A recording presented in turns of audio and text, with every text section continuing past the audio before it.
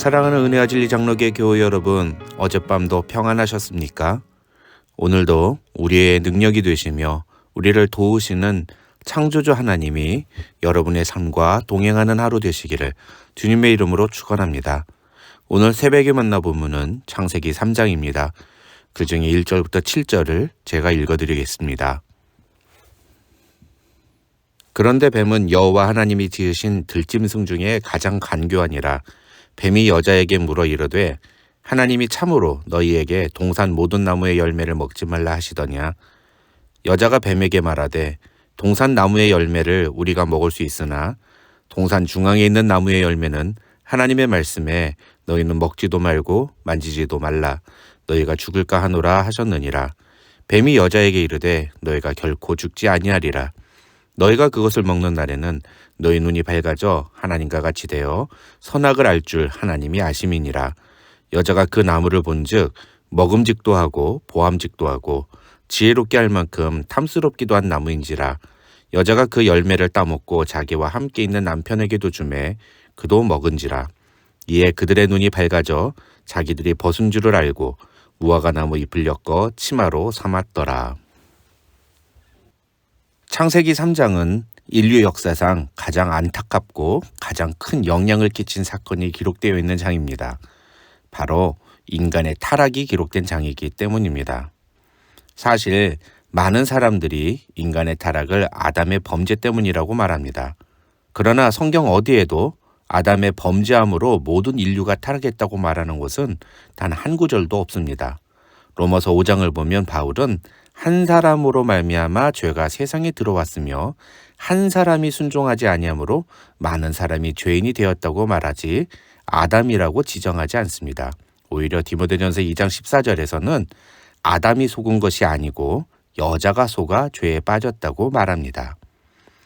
하지만 그럼에도 불구하고 우리가 아담의 범죄 때문에 온 인류가 타락하게 되었다고 말하는 것은 하와의 범죄에 있어서 아담의 책임이 결코 가볍지 않다고 볼 수 있기 때문입니다. 실제로 하나님의 말씀을 어기고 선악을 알게 하는 나무의 열매를 따먹은 것은 하와입니다. 그러나 그런 하와가 건네준 그 열매를 아담도 함께 먹음으로 죄에 동참하였고 아담 자신도 하나님의 명령을 어긴 죄를 짓게 됩니다. 누가 먼저 죄를 지었느냐보다는 죄를 지었느냐 안 지었느냐가 중요한 것입니다. 그런데 도대체 아담과 하와는 하나님이 먹지 말라고 했던 열매를 왜 먹었을까요? 우리는 그저 아담과 하와가 선악을 알게 하는 나무의 열매를 따먹은 것에만 주목하지만 사실 우리가 주목해야 하는 것은 아담과 하와가 그 열매를 먹을 수밖에 없었던 이유, 즉 죄를 지을 수밖에 없었던 상태입니다.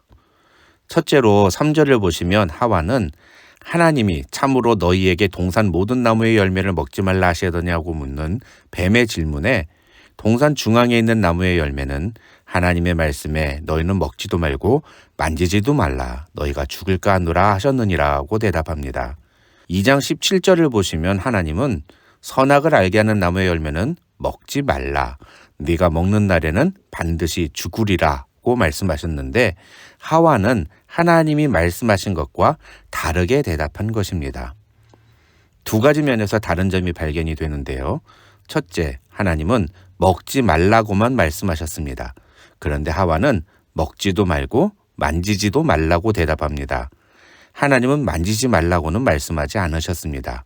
그런데 하와는 하나님이 말씀하시지 않은 것을 첨가한 것입니다. 요한계시록 22장 18절을 보시면 예수님은 만일 누구든지 이것들 외에 더하면 하나님이 이 두루마리에 기록된 재앙들을 그에게 더하실 것이라고 말씀하셨습니다. 성경에서 말씀하시지 않는 내용을 마치 성경이 말하는 것처럼 말하는 것은 매우 위험한 것입니다. 설교자로서 저는 하나님의 말씀이 아닌 인간의 생각을 마치 하나님의 말씀처럼 전하지 않기 위해 항상 경계합니다.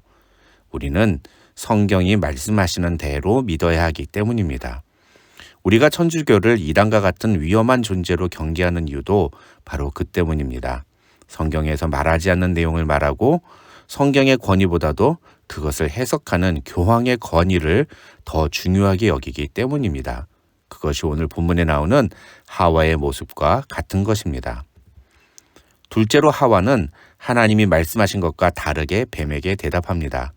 하나님은 분명히 그 열매를 먹으면 반드시 죽으리라고 말씀하셨는데 하와는 죽을까 하노라고 말씀하셨다고 대답합니다.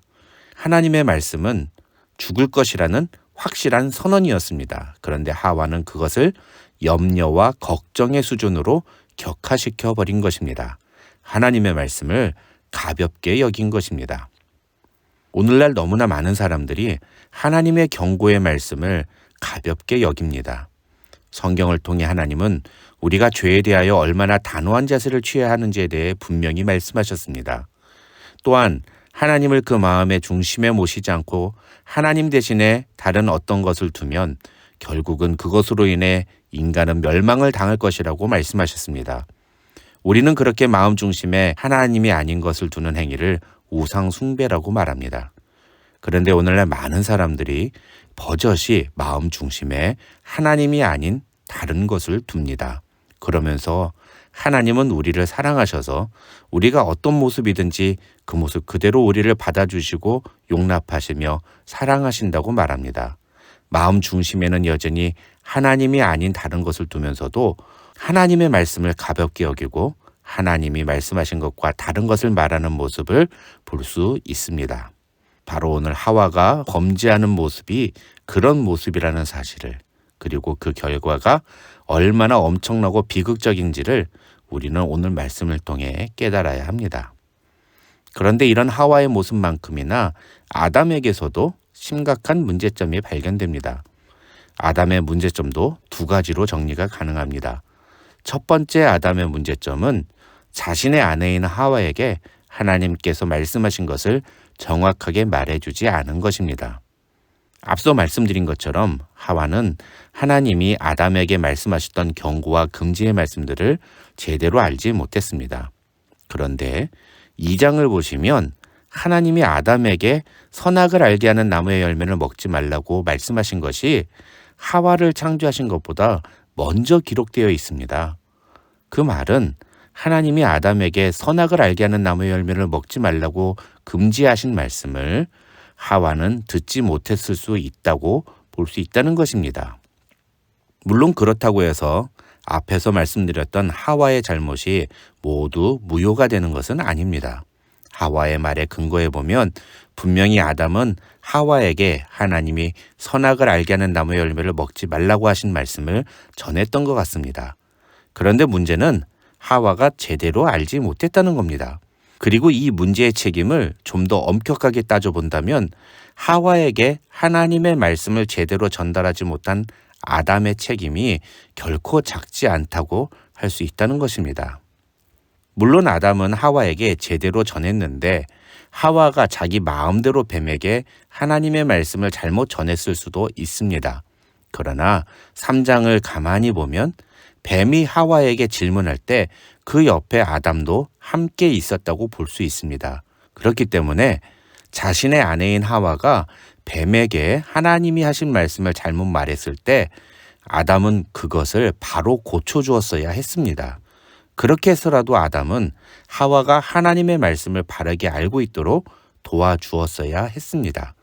그러나 아담은 하와가 뱀의 유혹에 빠져 죄를 짓는 순간 침묵합니다. 침묵으로 죄를 방조한 것입니다. 누군가가 죄를 지으려고 할 때 우리는 어떤 태도를 보이고 있습니까? 그 사람에게 그것이 죄라고 말해줍니까? 아니면 침묵하고 방조합니까? 물론 내가 가장 사랑하는 사람이 죄를 짓는 모습에 대해서는 침묵하지 않을 수 있습니다. 그러나 다른 누군가가 죄를 지을 때 그것을 보고도 우리가 침묵한다면 그것은 우리도 그 사람과 함께 죄를 짓는 것이 되고 맙니다. 올바른 그리스도인은 죄에 대해서 침묵해서는 안 됩니다. 정죄하려는 의미가 아닙니다. 그것은 죄라고 말할 수 있어야 한다는 것입니다. 물론 그것 때문에 우리가 피해나 손해를 볼 수 있습니다. 세례 요한은 헤롯의 범죄를 책망했다는 이유로 어이없이 죽임을 당했습니다.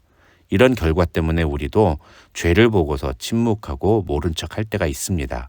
괜히 끼어들었다가는 나만 손해라는 생각 때문입니다. 사사건건 참견하고 사회에 비판적인 태도를 취하는 것은 옳은 자세는 결코 아닙니다. 그러나 죄를 죄라고 말하고 잘못된 것을 바로잡으려는 노력을 하지 않는다면 그 결과는 반드시 우리에게 되돌아온다는 사실을 잊지 말아야 합니다. 아담의 두 번째 문제점은 아내인 하와가 건네주는 열매를 단호하게 거절하지 않고 함께 먹은 것입니다. 이것은 앞에서 이야기한 죄에 대한 방조를 넘어서 죄에 동참하는 것을 의미합니다. 즉, 우리가 원죄의 책임을 아담에게 있다고 말하는 이유는 아담도 분명 하와처럼 하나님이 먹지 말라고 하신 열매를 먹었기 때문이며 대표성의 원리에 의해서 아내 하와가 아닌 남편 아담을 원죄의 책임이 있다고 말하는 것입니다. 죄의 유혹이 있을 때 우리는 그 유혹을 단호하게 거절해야 합니다. 그런데 많은 사람들이 죄인 줄 알면서도 그 행위를 그냥 합니다. 그리고 나중에는 저 사람 때문에 그랬다며 핑계를 댑니다. 하나님이 주셔서 나와 함께 있게 한 여자가 그 나무 열매를 내게 줌으로 내가 먹었나이다 하는 아담의 말은 자신의 죄의 책임을 아내인 하와뿐만 아니라 그 여자를 창조하셔서 자신의 아내로 허락하신 하나님에게까지 전가하는 비겁하고 무책임한 태도가 아닐 수 없습니다. 이런 인간의 죄악과 불순종의 결과는 매우 처참한 것이었습니다. 우선 그들은 하나님이 말씀하신 대로 죽음을 피할 수 없는 존재가 되었습니다. 뿐만 아니라 아담과 하와는 각각 자신의 죄에 대한 징벌로 고통과 수고의 저주를 일평생 감당해야 했습니다. 하지만 그런 징벌과 저주 속에서도 하나님은 그의 형상을 따라 지음받은 인간을 위한 사랑과 은혜를 베푸셨습니다. 그래서 자신들이 벗었음으로 말미암아 부끄러워하는 아담과 하와를 위해서 가죽옷을 지어 입히셨고 그들이 죄와 저주로 영원히 살아가지 못하도록 에덴 동산에서 내보내셨습니다. 그리고 장차 여자의 후손이 나타나 사단의 머리를 상하게 하며 이 모든 죄의 저주에서 하나님의 백성들을 구원해낼 것임을 선언하셨습니다. 오늘 본문을 통해 우리는 죄에 대하여 어떠한 태도를 취하고 있는지 우리 자신을 돌아볼 필요가 있습니다. 하와처럼 하나님의 말씀을 잘못 알고 있지는 않은지 또 하나님의 명령을 가볍게 여기고 있지는 않은지 우리 자신을 돌아보아야 합니다. 또한 아담처럼 죄에 대해서 방관하거나 죄인 줄 알면서도 그 죄에 동참하고 있지는 않은지 그러면서도 자신의 책임을 누군가 때문이라고 핑계대고 있지는 않은지 우리 자신을 살펴보아야 합니다. 이번 한 주간 동안 죄에 대하여 단호한 자세로 나아가며 하나님의 말씀을 바로 알고 그 말씀에 순종함으로 죄를 이기는 우리 은혜와 진리 장로교회 모든 교우들이 되시기를 주님의 이름으로 축원합니다.